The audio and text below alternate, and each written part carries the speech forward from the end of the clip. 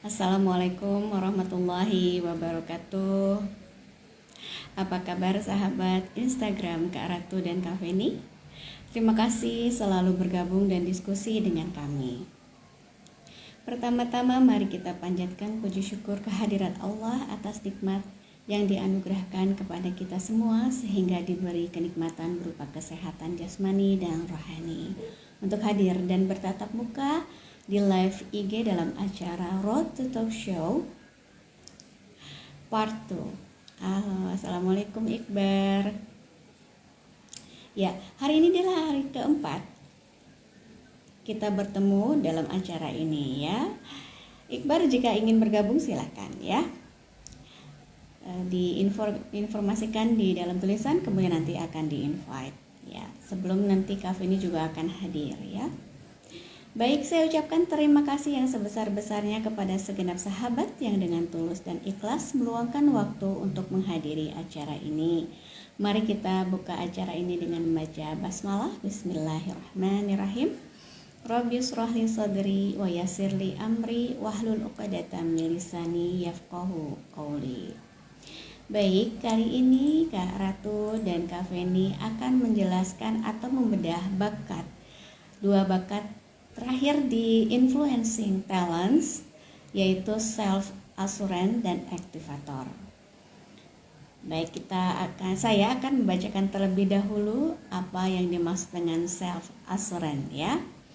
Self assurance yang memiliki bakat ini adalah Anda yang memiliki kepercayaan diri yang tinggi pada kemampuannya untuk mengatur hidupnya sendiri, memiliki keyakinan pada kemampuannya untuk mengatur hidupnya sendiri, dan memiliki petunjuk batiniah yang memberikan keyakinan bahwa keputusan-keputusan yang dibuatnya merupakan keputusan yang benar atau sebuah keputusan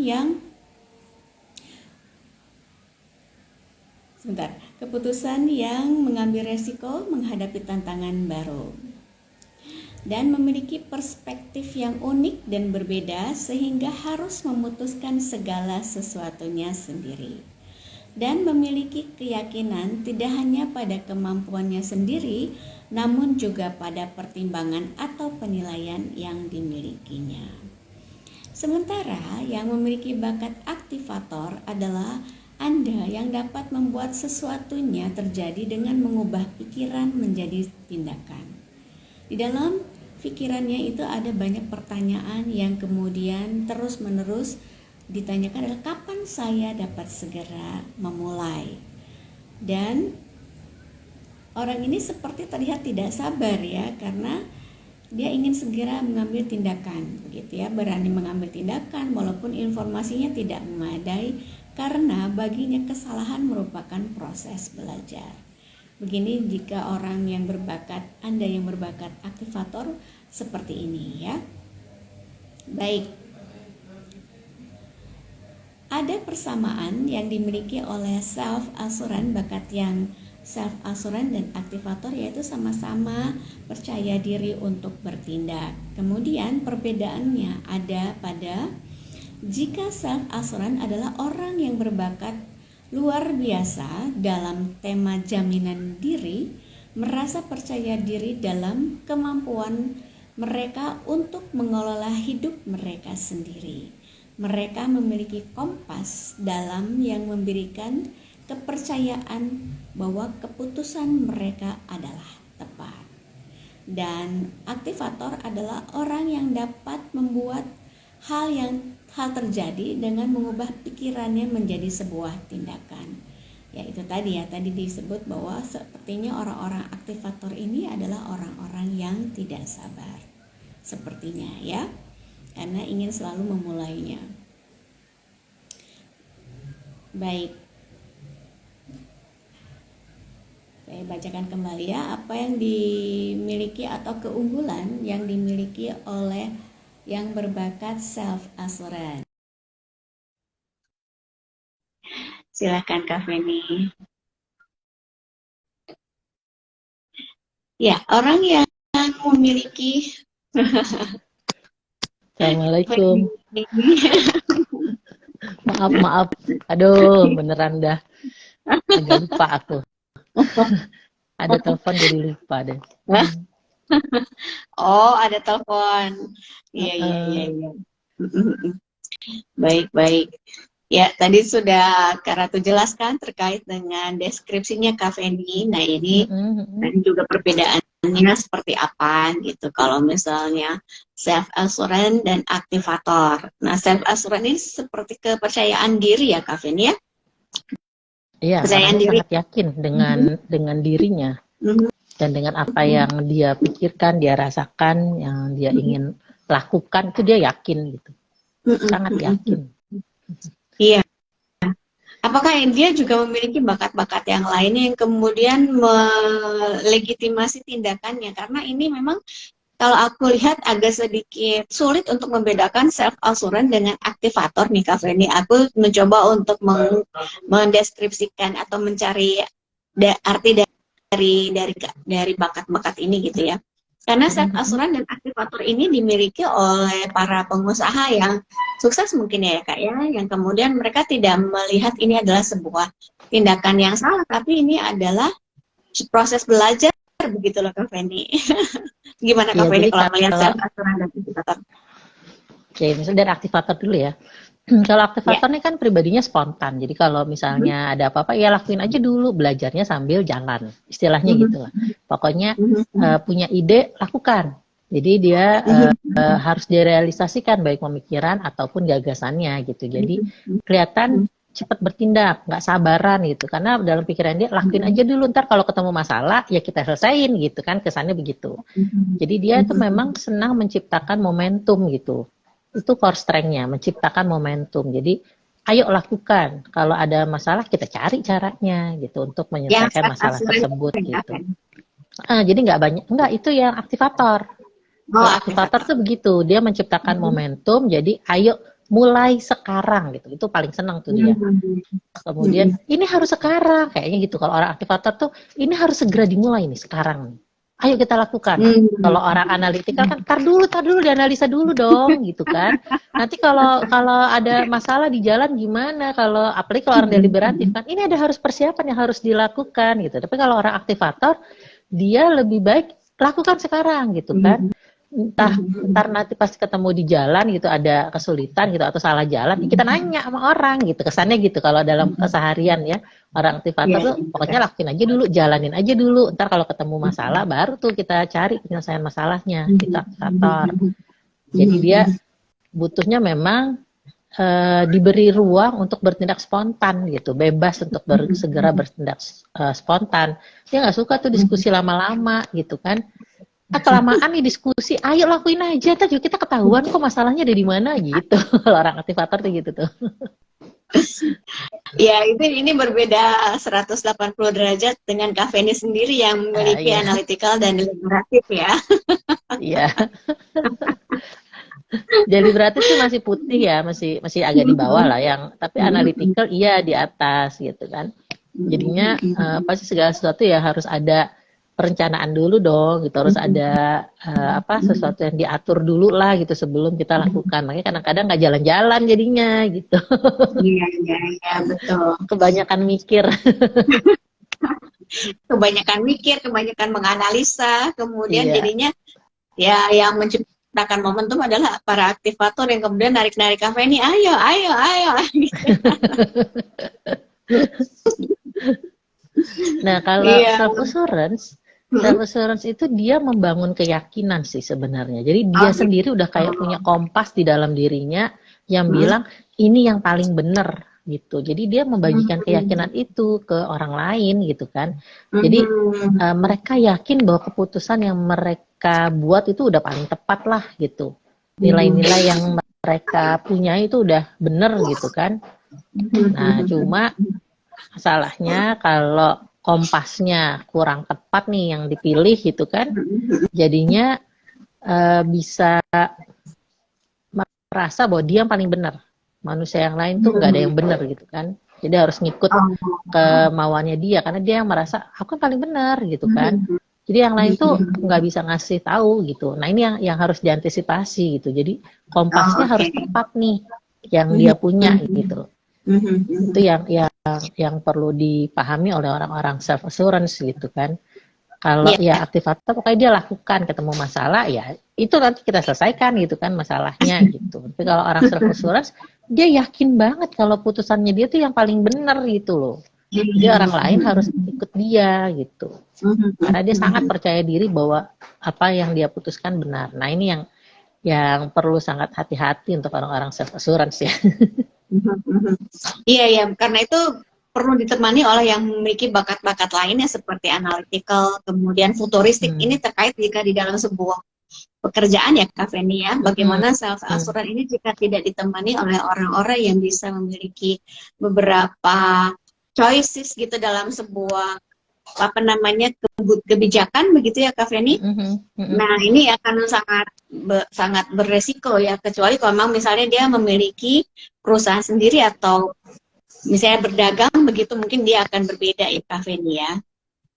Iya, jadi dia memang harus punya siapa nih yang bisa dia kayak panduan atau panutannya, atau memang harus yang lebih dari dia gitu, yang dia rasakan, yang dia hormati sekaligus gitu untuk orang-orang self assurance gitu.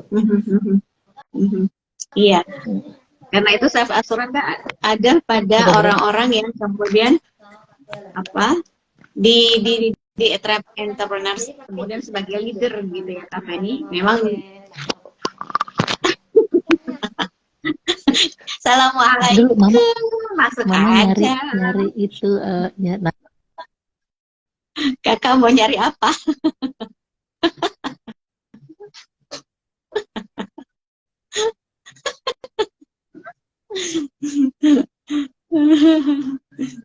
Baik ya.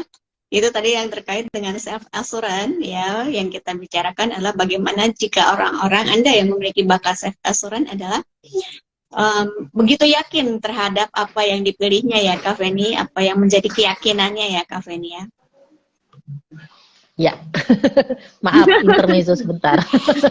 Iklan lewat. Negosiasi dulu, negosiasi.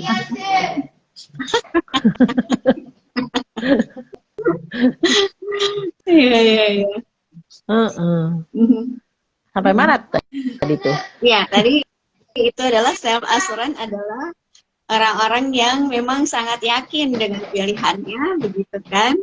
Kemudian, ya dia harus ditemani lah kalau misalnya bakat-bakat yang ini jika memang berada dalam sebuah tim ya Kak, dia tidak bisa berdiri sendiri. Ini sangat berbahaya jika kemudian dia tidak bisa mendengarkan apa yang dibisiki lah ya oleh timnya gitu. Ini loh yang terbaik gitu. Jadi ya ini perlu ditemani oleh orang-orang yang berbakat yang di sisi lain begitu ya Kak. Ya, itu tadi kalau memang misalnya dia punya usaha sendiri maka itu akan sangat berbeda begitu. Ya kan kalau orang-orang self assurance ini seolah-olah kalau secara umum bilang kayak orang-orang yang punya sixth sense gitu kan, punya indera keenam. Dia kayak punya sesuatu yang bilang, kayaknya ini udah yang paling tepat gini gitu kan. Tapi kadang memang biasanya benar gitu. Nah itu tadi, yang penting adalah panduannya tepat. Dan ketika panduan tepat ya memang dibutuhkan juga kombinasi bakat yang lainnya kan. Sehingga si intuisinya ini tidak hanya sekedar kayak cenayang aja gitu, tapi ada kemampuan untuk menjelaskan intuisi tersebut sehingga orang lain menerima apa keyakinan dirinya gitu. Kak Feni, ini ada Bu Istiqomah dari SD Al Hidayah yang bergabung, kemudian ada yang dari Malang juga bergabung, Masya Allah, dari Sekolah Alam Hamka ya, terima kasih. Kayaknya ikut 90 Days juga kayaknya ya, Bu Isti ya? Gitu?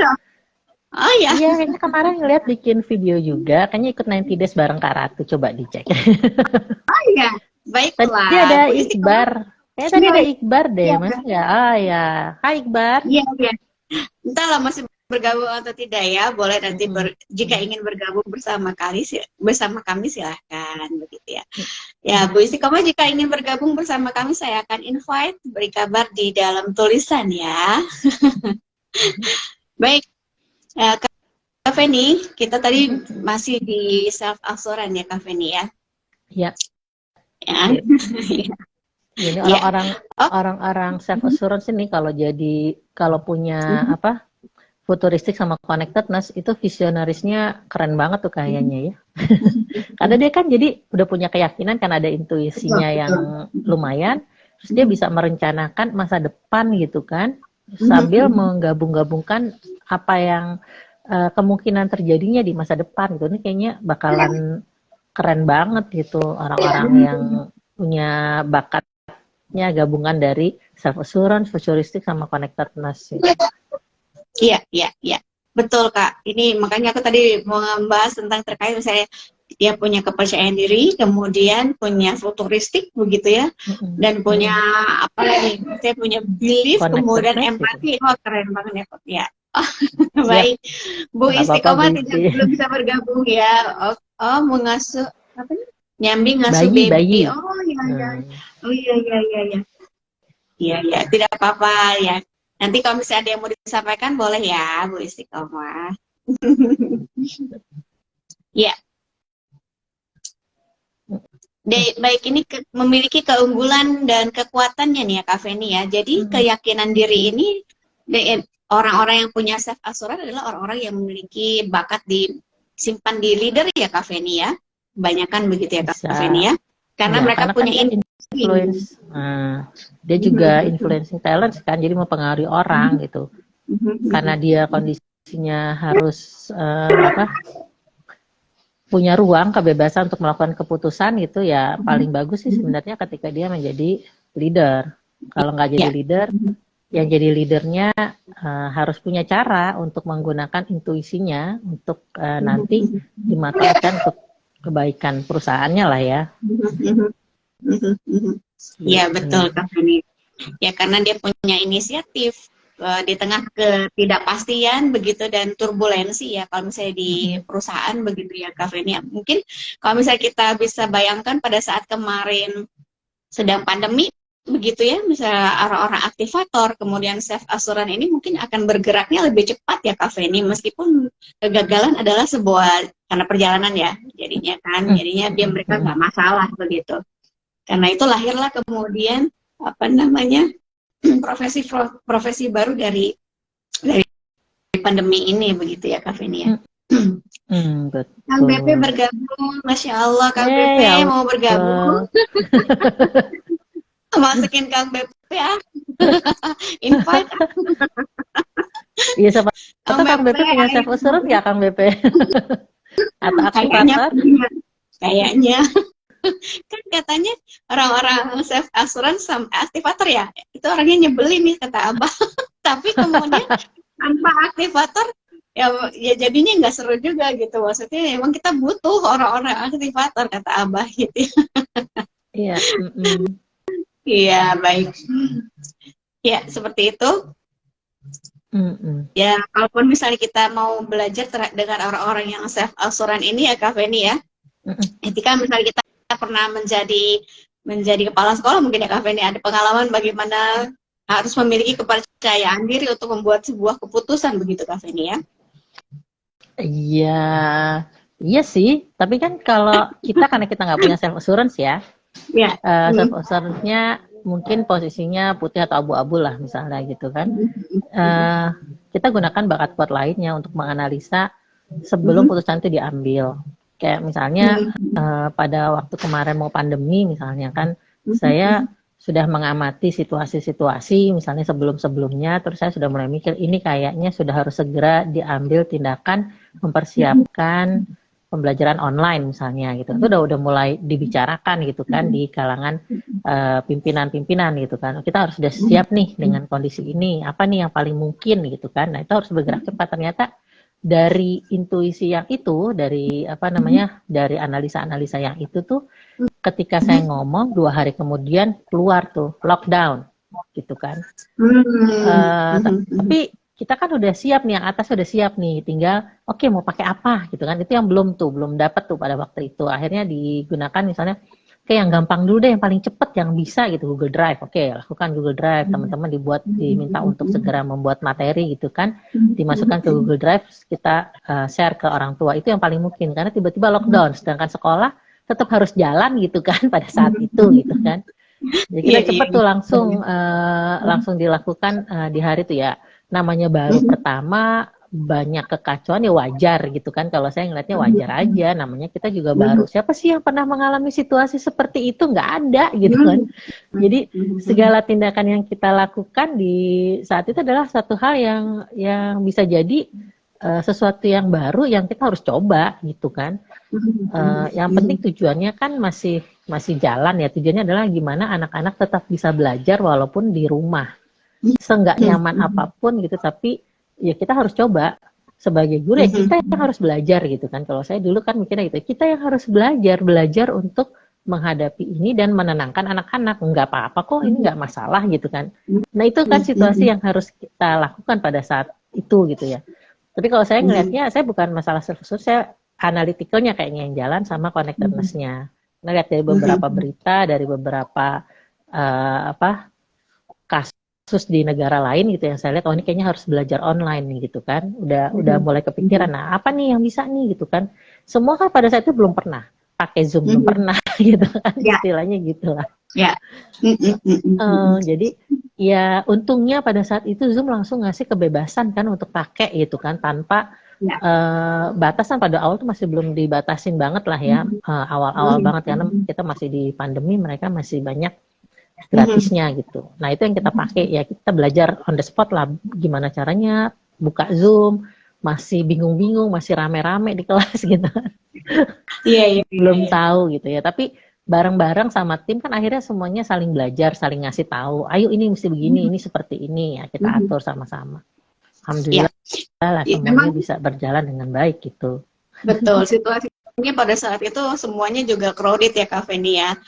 Ya, kemudian banyak yang kemudian terkaget-kaget dengan situasi seperti itu. Baik, Kang Bebe, terima kasih ikut menyimak. Alhamdulillah, aku bersyukur Kang Bebe ada di sini. Mohon diluruskan jika ada diskusi dari kami yang belum tepat ya Kang Bebe, sebagai santri talent mapping yang di awal-awal nih ya Kang Bebe. Ada adik saya yang sudah bergabung juga. Hai Ninoy, terima kasih sudah bergabung.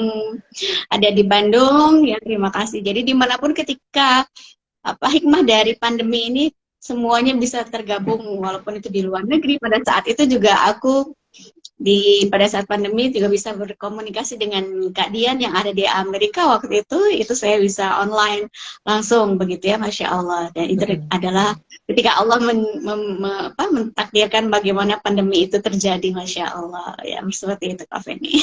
Iya, kalau sekarang kan kita udah bisa lihat banyak ya, kalau hikmah pandemi mah banyak ya, kita bisa lihat sebenarnya dari masing-masing pribadi juga ada, tapi secara umumnya juga ada sesuatu yang Allah sedang persiapkan sebenarnya dengan kondisi yang kemarin.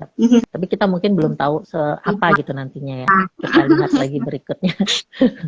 Iya. Ya, kalau balik lagi nih Kak. Ya, berangkat dari ini sebenarnya dari self assurance yang tadi ingin kita bahas ya Kak Feni ya. Karena itu tadi, karena kita kan self assurance-nya termasuk lemah gitu. Iya, betul. Ya, dorongannya nggak tinggi lah gitu. Betul, karena kan nggak langsung tuh kita yakin dengan sesuatu secara alami. Kalau orang self assurance kan tuh langsung yakin gitu, oh ya ini harus ini gitu kan. Tapi kalau orang yang self assurance-nya lemah kan tidak secara alami langsung yakin, butuh evidence. Kalau saya analitik kan saya butuh evidence dulu gitu kan. Evidence yang oh iya ini berarti ini gitu. Terus kalau misalnya enggak, makanya butuh tim untuk diskusi gitu kan.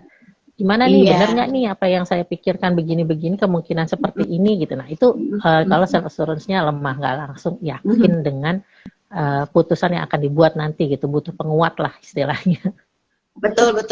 Apa yang terjadi jika saya sebagai seorang maximizer juga nih Kak Feni, yang kemudian juga banyak berpikir dan menuntut sebuah kesempurnaan, sementara yang self assurance ini langsung ingin bertindak gitu kan, dan percaya diri sekali untuk membuat sebuah keputusan begitu. Dan itu wah, aku berkali-kali harus berpikir juga.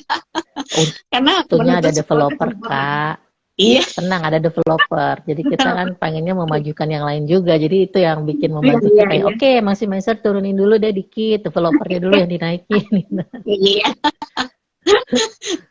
Iya, betul. Ya, itu yang kemudian mendorong kita pada akhirnya bukan self assurance-nya, tapi developernya ya Kak Feni ya. Iya, kayak aku kan misalnya dari analytical, developer, connectedness itu kan kemarin, kalau di situasi yang kemarin ya, Kalau dipikirnya aktivator juga di bawah tuh, di hitam, malah aktivatornya hitam. Tapi kemarin kan akhirnya mendorong karena ya emang ini harus dilakukan. Mau nggak mau, terus saya mikirnya semua orang juga sama kok, kayaknya kesusahan juga. Jadinya banyak temennya, kalau saya mikirnya gitu, banyak temennya lagi susah nih. Gitu. Jadi analitikalnya langsung roboh gitu ya. Karena harus karena harus semuanya bertindak cepat dialami. ya. Ya, Iya, ya. karena semua harus bertindak cepat kan. Ini kondisinya di depan nih ada anak-anak yang harus kita selamatin dulu gitu kan. Mikirnya kan gitu. Ya.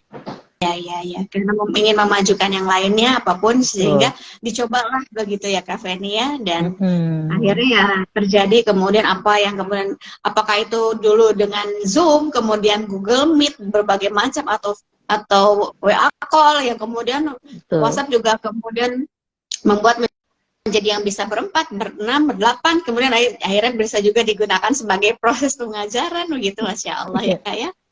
Iya. Dan kemudian di IG juga bisa jadi 2, jadi 3, jadi 4 gitu kan ya, seperti itu. Masya Allah ya. Allah kalau sudah memberikan orang IT jadinya banyak berkreasi ya untuk memenuhi kebutuhan pandemi itu gitu kan. Facebook juga kan sempat juga mengeluarkan juga kan, dia bisa gitu dipakai untuk kayak LMS juga bisa. Waktu itu sempat tuh saya dapat share-nya lah tentang bagaimana membuat Facebook menjadi tempat kayak LMS gitulah, melakukan pembelajaran di sana gitu kan. Sempat, cuma kita nggak pakai karena kita udah punya, alhamdulillah banget itu. Saya terima kasih sama Google lah. Kita dapat sekolah kan bisa mengajukan Google Suite Education free waktu itu kan. Nah itu sangat membantu banget gitu. Dan saya akan sangat berterima kasih dengan Kak Tosa yang membantu saya mengurus segala hal tersebut gitu, sehingga memastikan Google Suite ini bisa dipakai dengan free gitu. Nah itu saya merasa banyak sekali sih pertolongan Allah di situ gitu ya, orang-orang yang membantu yang tadinya tidak kita duga itu membantu kita gitu dan bisa menemukan jalannya. Nah, itu yang saya lihat seperti itu. Iya. Pada akhirnya semuanya kemudian mengulurkan tangan untuk membantu dan mencari solusi ya Kak Feni ya. Nah, dia menggunakan potensinya, benar-benar menggunakan potensinya. Jadi kekuatannya tuh keluar gitu kan, ya. Kekuatannya masing-masing keluar. Saya bisa lihat, oh ini sekarang kelihatan nih ininya, ini kelihatan begini gitu. Kekuatan dan kelemahannya kelihatan. Dan itu bisa kita siasati jadinya berikutnya kan. Kayak kalau mau yang ini pakai orang ini yang suruh maju. Kalau yang ini lemah diingetin, ini jangan sampai begini gitu kan. Jadi kelihatan gitu dalam kondisi seperti itu. Iya. Jadi seru nih kalau misalnya kita punya self assurance, tidak punya self assurance pun kita bisa berbicara dan menjelaskan begitu ya terkait dengan apa yang dimiliki oleh orang-orang yang memiliki bakat self assurance ini ya Kak Feni ya. Iya. Karena memang di backup oleh bakat-bakat yang lainnya kemudian begitu, karena dia tidak bisa berdiri sendiri untuk membuat sebuah keputusan begitu ya Kak Feni ya. Tuh. Iya. Sama kayak dengan dua bakat itu lemah kan, self assurance lemah, aktivator lemah, situasi yang mendesak kan, mendesak untuk melakukan, tapi kita kan tidak bisa sendirian, ada tim lain yang membantu menguatkan. Itu yang saya lihat sih gitu, adanya tim itu cukup membantu gitu kan. Ya ternyata ketika aktivator lemah, kalau punya bakat kuat analytical, intellection gitu, terus deliberatif, maksimisir, ternyata itu cukup juga loh, membantu mempus ya sebenarnya untuk melakukan sesuatu. Makanya cuma saya kurang spontan aja nih. Iya. Ketika aku membaca terkait dengan deskripsinya aktivator gitu, bukannya kita juga pernah melakukan ini dan sering kita melakukan ini gitu ketika didorong oleh hal-hal tertentu begitu ya Kak Feni ya. Ya walaupun mungkin tidak secepat yang dilakukan oleh para aktivator yang memang kalau para aktivator ini memang langsung do gitu ya, langsung lakukan gitu kan. Mungkin kita pernah juga melihat atau membaca lakukan gitu ya. Nah itu akhirnya kemudian kita kan sebagai orang-orang yang learner gitu, oh begitu ya. Jadi kita kebantu dari orang-orang developer ingin memajukan, maximizer, ingin sempurna begitu ya Kak Feni ya. Iya, betul. Iya. Baik. Yang orang-orang aktivator ini, kita masih mau bicara tentang self assurance dulu atau bagaimana nih Kak Feni? Karena kalau misalnya yang self assurance-nya rendah begitu ya, ini Ada juga misalnya jika asurannya rendah ya Kak Feni, dia ini katanya tidak perlu khawatir gitu ya, dia bisa bekerjasama dengan bakat-bakat yang lainnya begitu ya, dan tidak perlu, jadi dia harus fokus kepada bakat yang dimilikinya selain self assurance atau kepercayaan diri ini. Mungkin itu yang tadi kita bicarakan ya Kak Feni, bagaimana ketika kita memiliki bakat yang lainnya, kita fokus kepada bakat tersebut gitu ya, yang kemudian bisa push untuk membuat sebuah tindakan, atau misalnya kalau misalnya sebagai Kak Feni, sebagai anak-anak yang baru lulus SMA misalnya, kemudian dia tidak punya kepercayaan diri untuk memilih misalnya dia pengennya jurusannya ini misalnya, tapi kemudian ini benar gak ya, ini gimana gitu kan. Kak Feni punya pengalaman untuk pada saat memegang anak-anak yang seperti ini, bagaimana mengarahkannya nih Kak Feni? Maksudnya orang-orang yang senang eksperimen kan, jadi saya tetap aja, ya kita pasti akan menyuruh mereka untuk coba aja dulu terus rasakan. Nah, cuma kalau SMA kan saya nggak pernah langsung berada di posisi bantu anak-anak SMA ya. Jadi pengalaman itu kurang sih di sana gitu. Kecuali pengalaman pada saat membantu anak saya. Ketika dulu harus memilih kan di SMA gitu. Dari awal dia tuh punya cita-cita kan dari dulu tuh, dari SD pengen jadi dokter hewan. Oke. Tadi saya biarin, oke mau lihat lah gitu sampai mana dia keinginan menjadi dokter hewan. Sampai kelas 9 itu masih kepengen jadi dokter hewan. Nah, mulai dari situ tuh saya menantang dia, men-challenge itu. Udah kamu masuk SMA-nya SMA peternakan aja, SMK gitu kan. Ada tuh di Lembang. Saya suruh gitu kan ke sana. Ayo mau nggak daftar ke sana gitu. Tapi anaknya nggak mau gitu kan. Nggak mau ke sana, maunya di Jakarta aja katanya. Oke. Nah, ini masih ragu-ragu saya kan, bener nggak sih? Soalnya kalau mau jadi dokter hewan kok nggak pernah megang hewan gitu kan. Terus kayaknya ketemu hewan juga biasa-biasa aja, nggak yang gimana gitu, kecuali kucing gitu kan.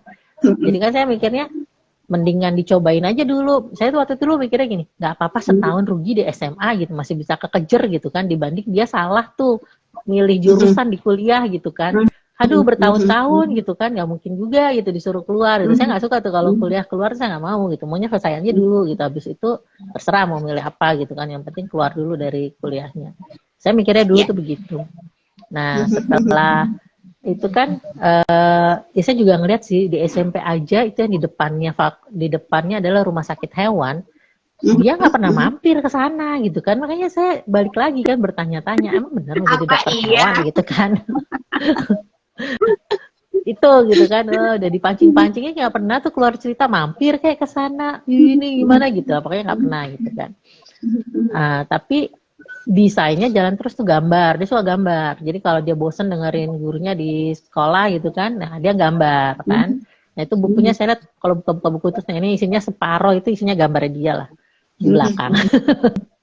Gitu kan. Nah ketika masuk SMA gitu kan, kelas 10 berarti ya, kelas 10 belajar biologi, terus dia bilang gini, mah kalau jadi dokter itu hewan tuh harus belajar sel. Iya harus belajar lah, namanya dokter, mau jadi dokter ya pasti sel-sel dipelajari, bilang gitu, dan itu utamanya pasti. Kenapa? Bilang gitu. Tumben kan, biasanya dia nggak pernah tuh ngeluh-ngeluh gitu kan. Aku nggak suka kayaknya pelajaran sel. Lah gimana mau jadi dokter hewan nggak berhubungan sama sel, gimana caranya? Aku bilang gitu kan. Terus, jadi aku mesti kemana gitu. Coba ambil buku tulis muato SMP, gue bilang gitu. Buka kan, kita bukain gitu kan. Nah, ini ngapain nih? Bosen lah aku jadinya gambar, dia bilang gitu kan. Oke. Terus kalau di rumah kamu ya gambar juga. Ya berarti kan tiap hari kamu kerjanya gambar. Gitu. Udah sekarang cari jurusan yang isinya ada gambar, ada desain, aku bilang gitu kan. Ada sama kalau bisa sih sebenarnya ada yang berkaitan dengan tulisan, karena waktu dulu pernah fingerprint, tapi dulu fingerprintnya kaitannya sama multiple intelligence ya. Yang tinggi itu di bagian bahasa, language, dia tuh paling tinggi itu di situ, jauh banget dibanding yang lain-lain, logical, matematika segala macam itu paling tinggi di language-nya. Jadi saya bilang kayaknya ini harus dimanfaatkan, aku bilang gitu kan. Tapi aku bingung kalau yang bahasa, dia bilang gitu kan. Aku mau coba lihat yang gambarnya dulu. Oke. Ada sih, aku bilang ada macam-macam. jangan seni rupa murni. Saya coba pesannya itu, jangan seni rupa murni karena nanti kamu bingung kalau udah lulus mau ngapain gitu kan. Sekarang coba cari yang bisa misalnya interior, saya bilang, atau fashion. Itu banyak lah, pokoknya desain-desain tuh banyak sih sebenarnya kalau kamu cari bidangnya yang kamu suka apa gitu. Tapi aku boleh nggak ekskulnya seni lukis di sekolah? Ya boleh, kalau ekskul mah nggak apa-apa. Kamu biar tahu juga kan kayak apa sih gitu kan. Silahkan. Udah sampai situ terus akhirnya dia nggak tahu ya, mungkin Allah juga lah yang ngasih petunjuk itu kan. Itu dia ikut di NF, kemudian di NF itu sering banget ngadain tentang pameran jurusan-jurusan lah, fakultas-fakultas gitu kan dia sering tuh. Dia sering datang tuh jadinya, datang ke sana, tanya-tanya segala macem gitu ya. Sampai akhirnya dia ketemu sendiri, aku mau arsitektur interior. Belum pernah tuh tahu tentang arsitektur interior gitu kan. Emang ada orang gitu. Ada, di mana? Cuma ada di UI dia bilang gitu. Oh gitu. Aduh. Udah deg-degan juga, terima nggak ya? Terus kalau misalnya kamu enggak, terus kamu mau kemana gitu kan? Misalnya kalau nggak diterima itu mau kemana? Ya arsitektur deh gitu kan, dia bilang gitu. Waktu itu kita masih persiapan SNMPTN. Arsitektur di mana? Di Brawijaya. Kenapa milih di Brawijaya? Ya kalau dua-duanya di UI pasti nggak diterima mah gitu kan, dia bilang gitu. Oh oke. Udah mulai ini kan dia berpikir gitu. Sudah mulai menapaki jalannya ya? Iya, oke, ya udah. Ikutin, tapi terus karena ini masih undangan, saya tanya, kalau kamu undangan diterima di Brawijaya, arsitektur nih, bukan arsitektur interior, masih ada jalur kan? Saya bilang, ada SBMPTN, ada waktu itu ada, pokoknya ada beberapa jalur lah untuk bisa masuk ke arsitektur interior. Kamu nyesel nggak diterima di arsitektur interior, padahal masih ada beberapa jalur gitu kan? Diterimanya di arsitektur gitu, yang kamu nggak terlalu suka-suka banget misalnya kan? Ya juga ya, gimana dong mah? Ya pilihnya satu aja, aku bilang di SNMPTN. Pilih yang kamu paling suka aja gitu, arsitektur interior. Kalau misalnya nanti kita sudah coba segala macam, tapi Allah tetap tentukan kamu nggak di arsitektur interior, baru kita mikir di mana gitu kan, pindah jalurnya di mana gitu. Masih kaitannya sama interior, mungkin kan desain interior bisa, aku bilang gitu kan. Soalnya dia ke ITB nggak mau tuh, ke DKV nggak mau. Saya suruh ke DKV nggak mau. Ya udah, milihnya itu. Ini udah yang itu sih yang akhirnya dia jalanin sampai ya itu tadi mungkin Allah sudah menentukan seperti itu gitu ya. Setelah ikut SBMPTN dia diterima gitu. Ya alhamdulillah gitu. Itu kan berarti memang Allah memang menentukan jalannya lah ya. Kalau saya ngeliatnya kadang-kadang belum tentu masalah kemampuan ya. Kalau Allah udah bilang A ya itu yang akan terjadi karena secara name-nya dia nggak bagus tuh, name-nya jelek. Terus kalau latihan SBMPTN itu kalau latihan di NF itu juga bukan yang nilainya tinggi-tinggi banget, enggak juga gitu. Ya emang rada deg-degan sih sebenarnya pada saat itu rada deg-degan. Diterima nggak ya? Gitu. Qadarullah-nya diterima ya Kak ya? Ya kan kalau udah jalan Allah yang nentukan ya pasti Allah yang akan memberi jalan lah istilahnya gitu kan. Ya, ini cerita dari Kak Feni yang terkait bagaimana mendampingi putrinya memutuskan memilih jurusan ya Kak Feni ya. Iya, tapi juga saya nggak hanya sekadar itu aja, saya minta anak saya untuk mencari tahu arsitektur interior itu apa aja sih isi mata kuliahnya. Kamu harus tahu supaya ketika belajar kamu nggak ngerasa ini bukan jurusan aku gitu. Untungnya dengan segala teknologi sekarang bisa kan dilakukan hal itu gitu kan. Dia sampai ngasih tahu aku tuh ini mata kuliahnya ini aja. Mana yang kamu nggak suka? Ini kayaknya aku nggak suka sih. Tapi bisa nggak kamu kira-kira bertahan dalam kondisi itu gitu kan? Bisa sih kayaknya. Oke, udah jalan gitu kan. Artinya bukan sesuatu yang dia ngerasa dia tidak akan bisa melewati gitu. Masih bisa dilakukan dengan kerja keras, masih bisa gitu dia bilang gitu kan. Bisa kok, aku masih bisa lah. Ya nggak harus dapat nilai tinggi-tinggi lah, tapi aku pasti bisa lolos gitu aja. Itu yang dia coba lakukan. Jadi ketika masuk di arsitektur interior itu juga memang dia sudah firm memang ini pilihanku gitu. Dan ini sekarang sudah berbuah ya Kak ya, karena kalau lu kan sekarang sudah bekerja di sebuah perusahaan ya Kak Feni ya, yang kemudian kerja di biro konsultan dan nyaman gitu dengan pekerjaannya. Ya itu juga sebelum memutuskan akhir itu dia ikut SPMA, Talent Mapping Assessment. Dan memang dibilang cocok di jurusan arsitektur, cocok gitu kan, bisa gitu. Ya udah, dia jadinya makin yakin, oke, ini pilihan yang benar gitu. Oke, ya ini adalah sebuah langkah yang kemudian bisa ditemani oleh orang tua, oleh ibunya ya. Di sisi ini adalah Kak Feni sebagai seorang ibu, kemudian mengikuti tes talent mapping ya Kak Feni, TMA. Iya. Kemudian semakin meyakinkan, akhirnya kemudian jalan gitu, dan sekarang sudah berbuah nih, ya, sudah menjadi seorang karyawati. Yang kemudian ada beberapa karyanya di mana Kak? Di stasiun Tebet, kemudian di Tebet atau di mana Kak Feni? Sampai kemudian di Stasiun Taman Tebet, Mini ya? ya.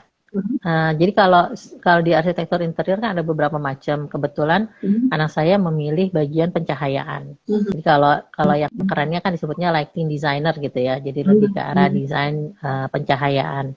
Salah satunya ya di Stasiun Tebet. Waktu itu juga ikut yang di Masjid Istiqlal juga ikut, tapi bukan yang bagian perencanaan all, tetapi lebih ke pelaksanaan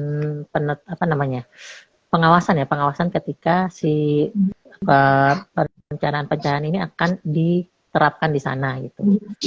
Ada beberapa lagi lah di beberapa kawasan wisata juga dia pernah terlibat. Terakhir di Taman Mini juga terlibat dalam desain pencahayaan di sana. Tentunya ya tim nggak hanya dia sendiri ya, tapi dia terlibat di sana. Betul Kak Feni, karena tidak bisa berdiri sendiri ya Kak Feni ya. Betul, untuk sebuah karya yang maksimal begitu ya. Tetapi di sini yang kita lihat adalah bagaimana ketika orang tua mampu mengarahkan anaknya menjadi dirinya sendiri dengan pilihannya, yang kemudian semakin kuat pilihannya tersebut begitu ya.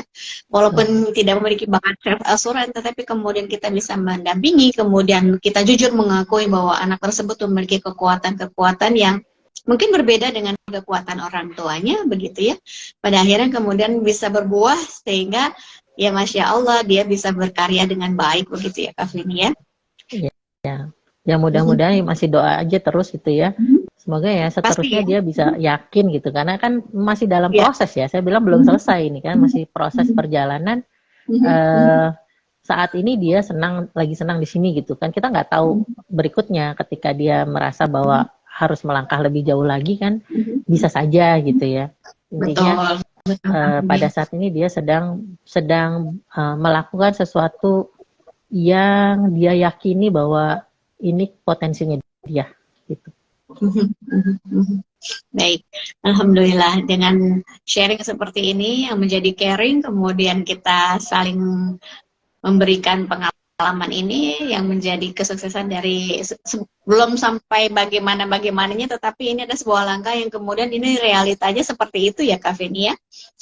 Terjadi kepada putrinya Kak Feni ya. Kalau misalnya aku mau cerita tentang apa yang aku rasakan sebagai seorang ibu pun begitu ya, bagaimana kekuatannya berbeda sekali dengan ibunya gitu yang memiliki di influencing talent, sementara Ami tidak di situ gitu ya. Ami lebih kepada visual, kemudian lebih tidak banyak bicara, tetapi dia bahasanya bahasa komunikasi lain, yaitu dengan visualisasi, dengan membuat sebuah produk-produk yang terkait dengan visual begitu ya. Bagaimana ketertarikan itu kepada kamera dan fotografi ya, seperti itu. Tapi mungkin berbeda kalau Lulu kan dengan menggambar, kalau Ami tidak ada menggambar tapi tidak ke situ begitu. Bagaimana dia menjadi teknis di bidang pertelevisian, itu pun juga surprise ketika menerima atau menginformasikan kepada orang tuanya pada saat SMA gitu, inginnya adalah SMK broadcasting gitu. Sementara di keluarga pun juga tidak ada riwayat bagaimana yang bekerja di televisi begitu ya. Artinya tidak di pertelevisian yang memang sekarang menjadi sebuah fakultas yang baru ya Kak Feni. Karena kalau dulu kan orang-orang televisi itu orang yang lahir di fakultas komunikasi begitu ya. Memang kakak saya di komunikasi, kemudian beberapa sepupu juga ada yang bekerja di pertelevisian. Ternyata setelah itu aku, oh iya ya, ternyata ada di entertainer. Oh iya ya Allah, karena memang kita nih banyak ya otaknya otak kanan di kafe nih, di ide-ide. Kemudian lahirnya di situ jadi entertain gitu. Jadi nyambung, berarti emang sebenarnya bakat itu ada juga dari ibunya, tapi dalam bentuk lain begitu ya Kak Feni. Ya, ya kan Tapi bagaimana? setiap kita kan punya tugas yang berbeda gitu ya. Jadinya memang walaupun kelihatannya kayak sama, tapi minatnya beda, passionnya beda bidangnya, beda bidangnya gitu. Walaupun mungkin bakatnya mirip misalnya sama, nama bakatnya sama, tetapi ketika bidang atau minatnya berbeda, jadi kelihatannya kayak jauh Berbeda. banget gitu kan. Kelihatan kayak jauh berbeda gitu. Padahal nama bakatnya sama misalnya. Gitu. Iya. Karena itu oh iya ya, setelah kemudian juga kuliahnya di Fakultas Film dan Televisi, oh oke gitu jadi ya. Dan Masya Allah ketika anak itu berada di tempat yang tepat gitu ya, Afeni, itu tidak perlu meminta hal-hal lain yang kemudian itu akan mengikuti dengan sendirinya, yaitu nilai-nilainya dia gitu tuh bisa sendiri dengan sendirinya tanpa perlu diminta, itu akan bagus begitu. Mungkin berbeda ketika dulu ya aku ya, memang di jurusan memang ini sebenarnya di jurusan apa, tapi ya sudahlah dilakoni saja begini ya. Itu Zaman nilainya ya. kita dulu ya. Aduh, kalau inget zaman dulu ya ampun. Kemarin baru itu kan ngobrol-ngobrol sama teman kuliah gitu kan. Nanya gitu terus pada ngomong apa gitu bilang, "Aduh, kok kamu inget sih nama panjangku?" Bilang, "Jangan-jangan aku sering titip absen ya sama kamu." Iya, kecuali kepada mata kuliah yang memang kita suka gitu ya, itu berkaitan biasanya dengan materinya atau dengan dosennya yang memang asyik gitu kan. Itu Iya. sama dengan kita bagaimana belajar di SD, SMP, SMA, bagaimana nilai kita akan bagus ketika gurunya mengasihkan gitu, atau materi pembelajaran juga seru gitu, jadi itu kita akan bagus gitu kan. Nah, bukan terkait dengan bakat minatnya yang kemudian bisa di mau dosennya kayak apa, kalau emang dia suka ya dia akan bagus gitu. Nah itu yang ya Allah, ini IP-nya jauh banget sama ibunya. Iya, kadang tuh saya suka mikir gini, ya ampun dulu kita mahasiswa itu masih seneng main ya. Kalau ngelihat anak saya yang pertama gitu pada saat jadi mahasiswa, mainnya dikit Kak, mainnya dikit gitu, maksudnya nggak kayak saya gitu. Kerjanya main mulu kayaknya perasaan. Bukan masalah belajar, maksudnya serius dengan apa yang dia passionnya gitu kan. Kayaknya berminat ya Kak Ben ini, dan dia Iya, suka gitu berminat ya. di situ gitu kan. Kalau saya kan sebenarnya di semester ke-6 lah ya, itu udah tahu, ini kayaknya saya salah jurusan deh, tapi mau mundur nggak mungkin gitu kan, harus maju terus sampai selesai kan. Gitu. Iya, Masya Allah. Ini kita kalau mapping assessment ataupun misalnya SP30 bisa membantu beberapa siswa mungkin ya Kak Feni, yang terkait dengan bakat minatnya bisa dibantu untuk berdiskusi bersama kami sambil mapping untuk mengarahkan barangkali ya Kak Feni, supaya tidak seperti kami ini nih, kami berdua nih yang pasti salah memilih jurusan sehingga ya kalau gitu, ya jalan aneh. kalau sekarang saya tidak bilang itu salah jurusan, memang Allah harus memilihkan jalan itu untuk bisa menjadi guru gitulah istilahnya. Kalau saya akhirnya berpikirnya ke sana. Kalau saya nggak lewat jalur itu, mungkin saya jadi gurunya yang gimana gitu kan. Karena lewat jalur itu, makanya saya bisa jadi guru yang seperti sekarang. Ya itu kan balik lagi kan, semuanya kan petunjuk Allah gitu ya. Ketika Allah, kamu harus belajar di sini dulu nih biar tahu sebenarnya kenapa penting gitu di melakukan hal ini. Karena saya punya keyakinan mengajar di SD itu pada saat saya kuliah. Punya keyakinan. Kalau saya mau ngajar, saya akan mengajar di sekolah dasar. Gitu. Itu udah keyakinan yang saya akhirnya rasakan pada saat itu ya.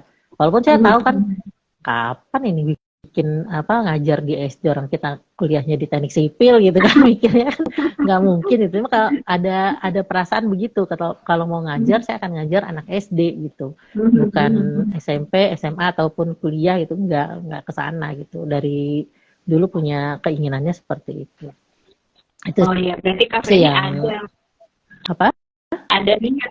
Berarti Kak Feni memang ada terbesit untuk menjadi seorang guru SD begitu ya Kak Feni ya? Iya, salah satu kan kalau SMA kan suka suruh bikin buku tahunan, terus punya cita-cita gitu kan. Dulu cita-cita saya adalah membangun sekolah dasar, makanya milihnya teknik sipil.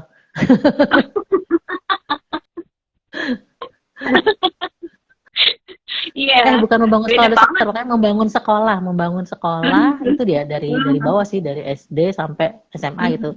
Tapi tipikalnya kayak cerita ini ceritanya Enid Blyton tuh dulu tuh, si kembar di Mallory Towers, terus si siapa tuh, pokoknya cerita-cerita itu yang menginspirasi. Ini enak banget ya, Elizabeth apa gitu, pokoknya dulu ada juga tuh cerita bahwa di sekolahnya itu asik banget gitu, bisa ada ini, ada itu, ada apa gitu, banyak, kayaknya enak banget yang main di lingkungan sekolah tapi semuanya ada gitu, kayaknya seru banget dulu kan gitu. Sama Lima Sekawan tuh dulu tuh salah satu hal yang menginspirasi bagaimana berpetualang. Kayak saya dulu suka naik sepeda keliling kemana, pulang dimarahin, ya biasa lah itu.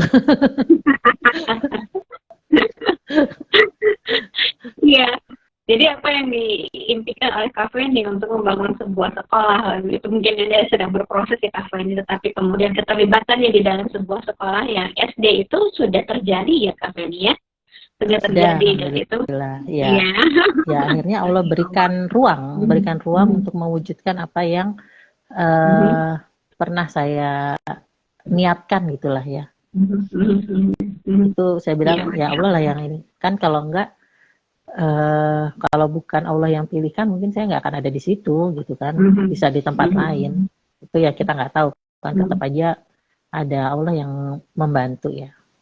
Oke, jadi balik lagi nih, kalau ke aktivator dia spontan, kalau self assurance yakin gitu kan dengan keyakinan dirinya. Betul Kak Feni. Iya. Orang-orang self assurance dan aktivator ini sangat dibutuhkan mendampingi kami yang banyak berpikir untuk bertindak begitu ya. Sehingga walaupun misalnya di sisi lain seperti tidak menyenangkan, tetapi kemudian kita butuh orang-orang ini, orang-orang yang yakin dengan apa yang dipilihnya dan bertindak saat itu juga. Dan ya sudah, mari kita lakukan, dan kegagalan adalah sebuah proses belajar, begitu ya Kak Feni ya. Betul ya.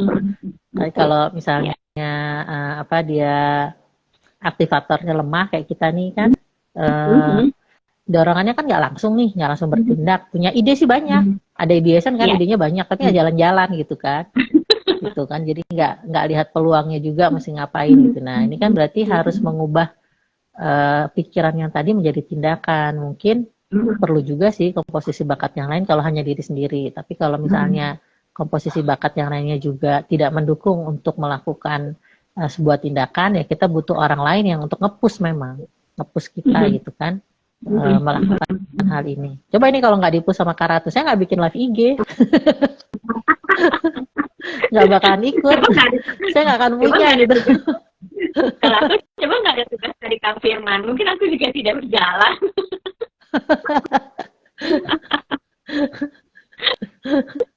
Karena responsibility-nya yang tinggi, disiplinnya yang tinggi, kemudian konsistensi gitu kan, itu yang kemudian mengajak saya untuk segera melakukannya, dan on time, disiplin, jam segini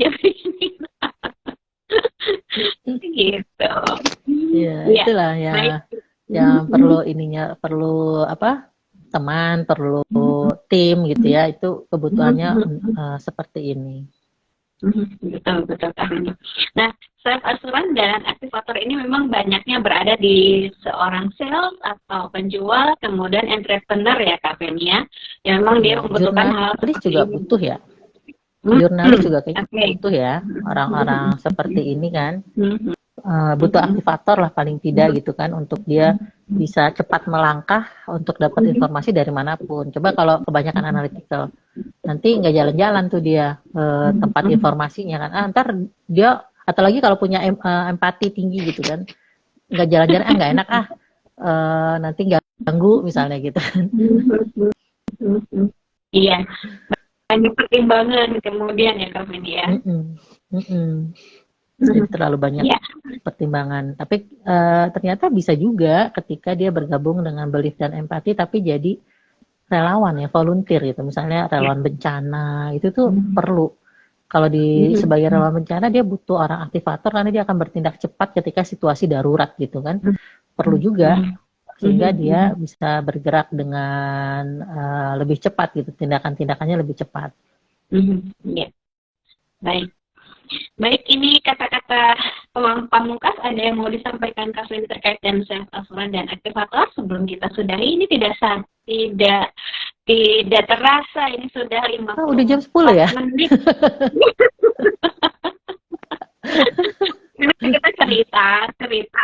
Masya Allah. Saya tadi ceritanya kebanyakan. Mohon maaf ya pemirsa yang mendengarkan kalau ceritanya membosankan. Begitulah Kalau menurut kadang-kadang. aku ini bisa membuka wawasan ya sebagai kita sebagai orang tua mungkin ya yang bisa ini kemudian merefleksikan diri seperti apa gitu. Kita tidak ada sesuatu yang ingin bukan menasihati, tapi ini adalah bagaimana pengalaman kita sebagai seorang ibu ya Kak Feni menemani anak-anak generasi sekarang begitu. Ya.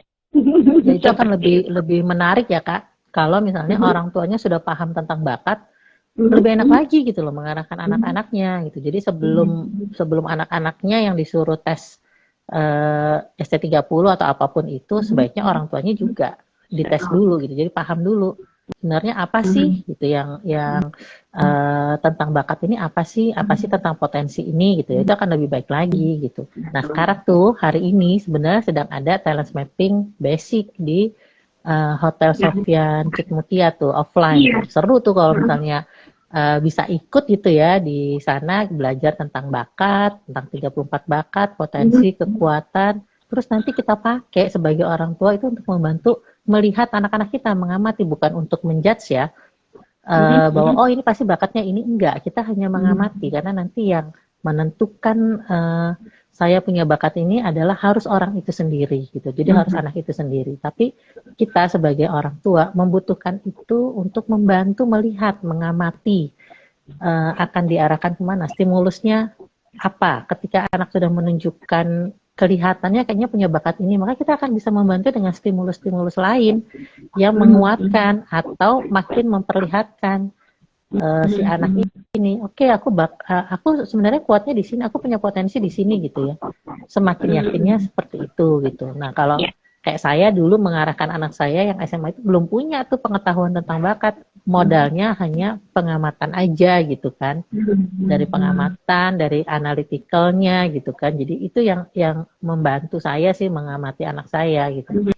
Untuk melihat kayaknya dia kuatnya di sini gitu kan. Beberapa hal yang kalau dari dulu kita udah tahu gitu tentang talent mapping, mungkin bisa lebih banyak lagi yang bisa kita kerjakan gitu ya. Betul Kak Feni. Iya, banyak yang bisa kita kerjakan, banyak kemudian yang bisa kita arahkan, kemudian dan dia akan mencapai goals yang emas gitu ya, sehingga dia bisa easy, excellent dan earn gitu ya, dan itu bisa Indonesia akan lebih baik lagi gitu dan memiliki generasi yang memang sudah ya tepat berada di situ, begitu tidak apa namanya trial error gitu ya, karena memang dia tidak suka berada di situ, kemudian trial akhirnya baru menemukan gitu kan. Ya begitu.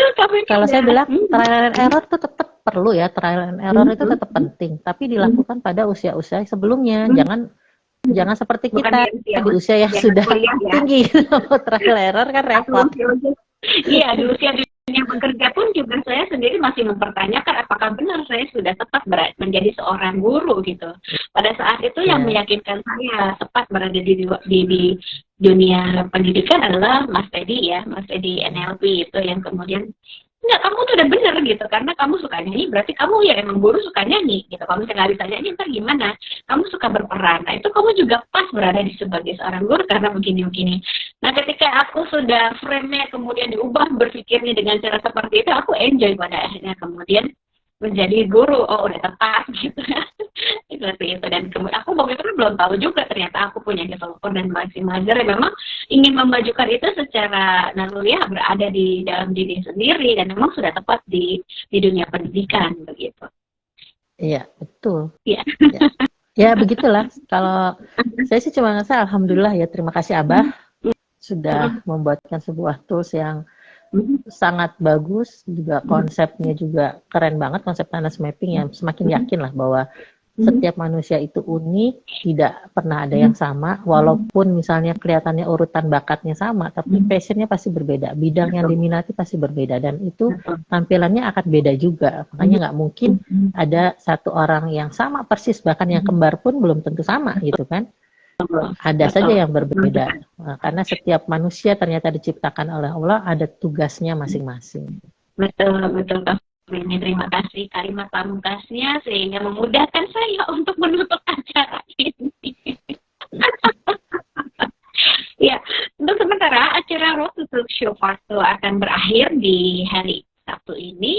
Alam nanti kita akan berdiskusi kembali di live IG terkait dengan bakat minat yang mungkin akan berbeda apa yang disampaikan oleh kami gitu, tetapi akan terus-menerus memberikan inspirasi bagaimana yang memiliki bakat minat yang sudah tepat, maka dia akan mencapai sebuah kekuatan yang maksimal sehingga dia akan menjadi lebih bermanfaat lagi. Begitu ya Kak Feni ya? Semoga. Baik, terima kasih. Iya, terima kasih sahabat Instagram Kak Ratu ya, dan juga Kak Feni, Rumah Literasi Alam. Literasi Alam. Iya, baik. Sampai bertemu lagi. Terima kasih. Subhanakallahumma wa bihamdika asyhadu an la ilaha illa anta astaghfiruka wa atubu ilaik. Assalamualaikum warahmatullahi wabarakatuh. Terima kasih Kak Feni dan yang sudah hadir. Terima kasih Kak Ratu. Terima kasih teman-teman yang sudah hadir. Assalamualaikum. Waalaikumsalam warahmatullahi wabarakatuh.